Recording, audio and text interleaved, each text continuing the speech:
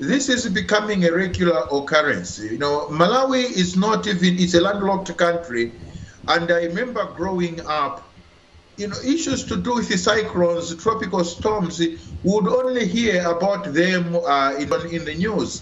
We never got to experience them. But in recent years, the cyclones are not only hitting countries that are on the seashore, that have, you know, that have boundaries with the sea, but they are traveling so far inland to affect countries like Malawi. Last year, you know, Southern Africa, especially Malawi, Mozambique, and some parts of Zimbabwe were hit badly by Cyclone Freddy.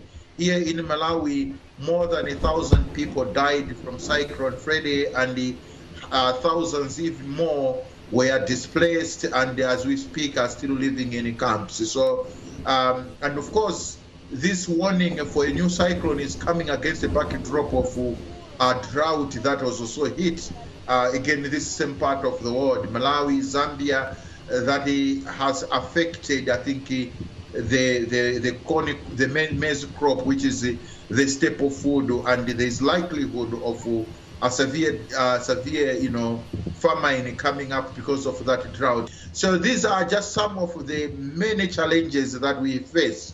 On one hand, as I said, a drought that is being followed by threats of a cyclone as well. And generally speaking, the people are just not prepared for this kind of disasters. A lot of people talk about climate change. Very few people really understand the impact and scale this climate change has had on so many different parts of the world. You live in a country that is prone to cyclones, that is prone to different variations of weather. How would the ordinary person cope with this kind of stuff? Now, if you ask every Malawian what a cyclone means or Cyclone Freddy, they will tell you that yes, we know how devastating these cyclones can be, because these are things that now we are having to encounter and experience every year. 2-3 years ago, it was Cyclone Idai. Last year, it was Cyclone Freddy. And now there are also talks of this new cyclone. And this is just a testament to real climate change. So this is a reality for most people.